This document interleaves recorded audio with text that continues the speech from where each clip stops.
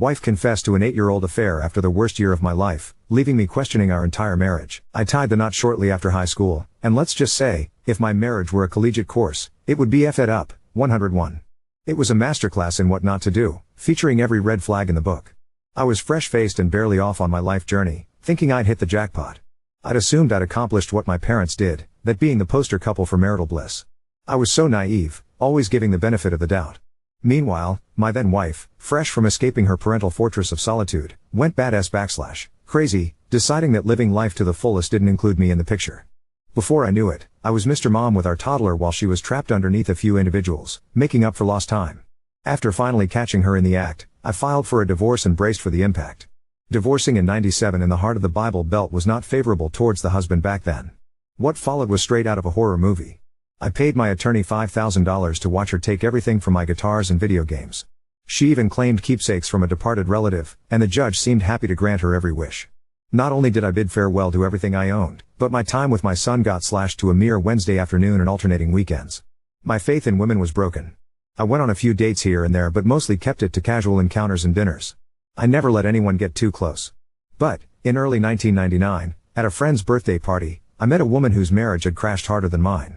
She'd had a stillbirth 6 months into her pregnancy, and her husband dared to bring his girlfriend to the funeral. She was heartbroken, to say the least, to learn about her husband's affair and the end of her marriage on the day they laid her daughter to rest. We sat on a couch that night, swapping tales of romantic ruin. She was clever, and to me, that is an instant connection. It's rare for me to find someone who makes me laugh instead of vice versa. As I headed home, I couldn't shake her from my thoughts, kicking myself for not asking for her number. The next, my phone rang, and it was her. She'd gotten my phone number from someone we both knew and asked, "Would you like to get food sometime?" I said, "Now sounds great." So, I drove to her grandmother's house, and off we went on what turned out to be what I still consider the perfect date. Now, I get it, we were both lonely and had our hearts broken, but trust me, this was no spark, it was an inferno. And believe it or not, we've been inseparable since that day. We have not spent a night apart. That was 25 years ago, with us marrying a year after our meeting. Go ahead and facepalm. I know how it sounds, but it's hard to put the connection between us into words. Even I'm still shaking my head in disbelief. Our families adored the two of us together. I was certain I had found my soulmate, if you believe in that, and I was certain she felt the same. We enjoyed each other's company, and our lives meshed perfectly. As with life, however, it finds those moments of bliss to take a giant / on you. In 2006, I began feeling ill. Eating resulted in violent illness, which I initially thought was a virus. But after a week with no improvement, it was clear this was something else. I was admitted to the local hospital and underwent numerous tests. When I was first admitted, I weighed 222 pounds at a height of 6'2". Within a year, I had dropped to 146 pounds, and my condition dumbfounded the doctors. My health was deteriorating rapidly. Throughout the ordeal, she never left my side, her hand in mine, begging me not to leave her. In late 2007, a last-ditch effort sent me to the Cleveland Clinic, where a young doctor rushed me into surgery. When I awoke 3 hours later, she was there, hand in mine, with a smile. It was a success, I was cured. While I'll spare you the details, it involved my colon. Finally, I could eat and move without agony. My life resumed, and we were happy again. The following year, she received a lucrative job offer in her field, earning more than I did. That didn't bother me at all, she worked hard, and she'd earned it. After her miscarriage, my wife was unable to conceive. We had been trying since 2000 and eventually came to terms with the fact that it might not happen. In 2010, we got a call from the state of Minnesota about a 2-year-old girl who had been taken from her mother due to drug-related charges. They asked if we would consider adopting her because the mother had requested she be placed with family members before her parental rights were terminated. My wife and I drove for 30 hours to meet her, and after a few months, we adopted her and welcomed her into our home. Our daughter faced social challenges and had endured abuse, leading the two of us to decide one of us needed to be at home with her. As mentioned, my wife earned significantly more, so it made sense for me to be the one to step into the role. I dedicated each day to supporting our daughter's mental health. While I played a part, I can't claim all the credit for this. Her preschool, kindergarten, and therapist were instrumental in her learning to socialize and trust again. Eventually, I took up freelance journalism, so I was home when our little one finished her school day. Our evenings were family time, and we took small trips on weekends. It was in 2017 that my wife returned from work one evening, deeply shaken by what she told me was a workplace argument. Despite my attempts to console her, she remained incorrigible. She was declaring her intent to find a new job. She'd never had any issues before, so I was stunned. For days, she was a mess and withdrawn. When I pressed for details, she'd say, "It would only upset you." Let me deal with it. True to her word, she left for a new company within a week, accepting a 15% reduction in pay. I should have questioned it then, but she never gave me cause for concern. Once she began her new role, life returned to normal, and our family happily moved forward. In 2022, I published my first novel with an independent publisher, fulfilling a lifelong dream. I could sense the pride emanating from both my wife and daughter. I had achieved this milestone before my 50th birthday, and I couldn't wait to start on my second one. And now, ladies and gentlemen, this is where my world breaks. In 2023, as I was finishing up my new novel, my 27-year-old son from my first marriage died suddenly of a heart attack. He had an underlying condition that none of us knew about. I want everyone to understand that when you say, "I couldn't imagine my child dying," you truly can't. There is no pain quite like it. My wife and daughter, who also felt his loss deeply, did their best to support me. But there is no way to deal with such a tragedy. In the months following his death, I immersed myself in my work, striving to complete my second book for him. On the day I finished it in January, my father passed away after a long battle. Dad had been ill for a long time. You think you can prepare yourself for that, but that's a lie you tell yourself. The loss was hard, and my daughter was instrumental in getting me back on my feet. My second book was released in February, and I tried to smile as I had my release party. At the beginning of April, I started feeling better, writing outlines for my third novel and doing the same things I'd always done with my wife and daughter. My wife and I have a Wednesday tradition where she picks a random recipe she finds online, and we cook it together. On April 3rd, while making crockpot chicken tacos, I thanked her for everything. She asked why, and I thanked her for everything she'd done to get me through the tough times. I shared a lot of pent-up emotions, telling her I couldn't have managed without her. She started crying, then weeping, and soon she was sobbing uncontrollably. I tried to comfort her with a hug, but she pushed me away. I apologized, not realizing my words would stir such a reaction. Suddenly, she confesses her infidelity. I laughed, mistaking it for a joke. She grabs my shoulders and then details how, back in 2017, a 28-year-old at her former job started flirting with her, and she reciprocated. She believed it was innocent, yet it persisted.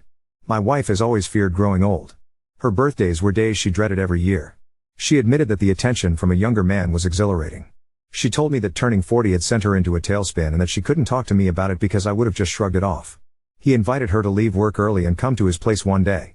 She couldn't understand why she chose to, maybe it was the thrill. She said she didn't know, but she went and ended up sleeping with him. Afterward, she felt terrible, glaring at her keychain in his driveway because it had a photo of me holding our daughter. She drove home, and that's when she lied about having a workplace argument. She never wanted to return there. It's why she suddenly went somewhere else. She then told me she wanted to tell me but didn't have the fortitude to do it. I remained silent, just wide-eyed and open-mouthed. She apologized, saying she couldn't live with it any longer. I just shook my head, unable to speak a single word. She offered to leave if that's what I wanted, to attend counseling, or even to beg for my forgiveness. Instead, I picked up my AirPods and phone and walked out. I wandered from 6 in the evening until almost 11 that night. When I returned, she was on the love seat, asking if I was ready to talk. I shook my head again, went to my office, where I had a couch, and slept there. The next day, after our daughter left for school, she asked if I had anything to say. I said yes. I questioned why she brought this up after the worst year of my life. Why couldn't she have kept it to herself until I could somewhat deal with something of this magnitude? She just looked away. I scoffed and told her to go to work and to try not to anyone during her lunch break. That would have been April 4th, those were the last words I said to her until last night. She had attempted to talk to me several times, but I would just walk past her into my office, trying to focus on my upcoming science fiction comedy book. Writing something funny is challenging when the thought of your spouse rolling around with another man stuck in her consumes your thoughts.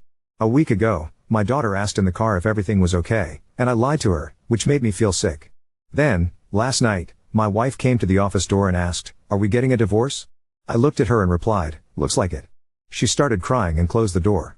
I haven't consulted an attorney, and the thought of divorce hadn't crossed my mind until she mentioned it. That's why I wrote this essay. Where do I go from here? How do I start to untangle this mess? I have no desire for therapy. I don't even want to step outside. I'm broken at this moment. The burden of everything has been overwhelming. There's been so much to bear this past year. What do you say to someone who has been by your side through it all, only to tear your heart apart? Thank you for reading to the end. And for those who are part of the TLDR crowd, my wife decided to go home with a younger man, felt guilty about it, and quit her job. She waited 8 years to tell me about it. I contemplated several different subs and I have no idea why I chose this one. I should have clarified above that after my son died, local hospice house around here has grief counseling, which I used extensively. I don't want to do couples counseling is what I should have said. My apologies. I posted this, to try and get outside perspectives from people, and maybe give me a different angle to look at this. Thank you so much. This is another thing in the back of my mind. What else has she been dishonest about? Update 1. On Saturday evening, I approached my wife to apologize for the silent treatment. I told her I wasn't attempting to punish her and acknowledged that it was childish. I told her if I would have opened my mouth, I would have been overly harsh and ruined any opportunity of a civil conversation. I promised we'd discuss it the next day. On Sunday evening, I let it all out. I didn't cry, or raise my voice. I asked the man's name, which she provided. I asked her if the man was married when she betrayed us, and she confirmed he was. That hit me hard, because she knew he was also with someone. I asked if he was still married. She told me she had no clue, she hadn't seen him since the day she left for her new job. I told her I hoped they were, because I was going to make sure she knew. If my life had to be ripped apart, so would his. I thought that would get a rise out of her, it didn't. She just nodded. I expressed my doubts about the affair being an isolated event, echoing the comments of several others. She maintained it was a one-off and was the sole reason she left her job. I explained that after 8 years of this lie, it's natural for me to question anything she said. I then made it clear that if there's more to the story than what she's admitted, now is the time to be as open and honest as possible. Any further revelations would be a deal-breaker for me, and there would be no excuse that could rectify it. She pleaded it was a singular occurrence and that she's been wanting to confess since it happened. I asked if he had reached out after her departure. She denied any contact. I responded that it didn't surprise me, assuming he got what he wanted and moved on to another person at work. It was the only cheap shot I threw. I requested that she leave the house for a few weeks. I wasn't telling her it was over, but I wanted to be away from her. I suggested she could stay with her sister, her mother, or even rent a place, anywhere but here. I also informed her of my intention to discuss the situation with our daughter, who is 16 by the way. Some people have commented believing her to be quite younger. To my surprise, my wife revealed she had already told her about a week ago, which I was completely unaware of. She inquired about the tone of the house, and my anger, and my wife confessed to her. Before my daughter went to bed, I asked her, and indeed, my wife had admitted that she had been unfaithful. I wanted to know why she hadn't come to me about it, and she told me she didn't want to make me feel worse. I've decided to keep her home from school tomorrow to have a heart-to-heart about everything. It's important for me to understand her feelings and to emphasize that harboring hatred towards her mother isn't the goal. Her mother has always been loving and supportive. It's natural for her to feel angry, and that's okay, but picking sides isn't beneficial. Nobody wins in this situation. It's a tough reality I'm coming to terms with. Everyone loses. Tomorrow, I plan to contact 3 local therapists and reach out to the grief counselor I met after my son's death. I'm not interested in couples therapy. I believe individual therapy is what I need, and since it's highly recommended, I'm going to pursue it. My daughter's school year is ending soon, and I'm looking forward to spending quality time with her. I prefer to keep our plans private from family and friends. It's our personal matter. Someone advised me about controlling the narrative, but the only thing that matters now is that my daughter knows the truth. I need some time to come to terms if this relationship is salvageable. I need this time for self-reflection and to assess the situation. When she asked if we were going the route of legal separation, I clarified that it wasn't the case. I told her that when I look at her it brings up feelings of anger, which isn't healthy. To my astonishment, she consented to everything. She doesn't want our relationship to end, and I reminded her that her actions with him forfeited that choice to me. She mentioned my wedding ring as a sign that she still matters to me, and I assured her that she does. I proposed we conclude things there. As I walked by, I touched her shoulder. She nodded in agreement. Later, she phoned her sister and made plans to stay with her the following evening after work.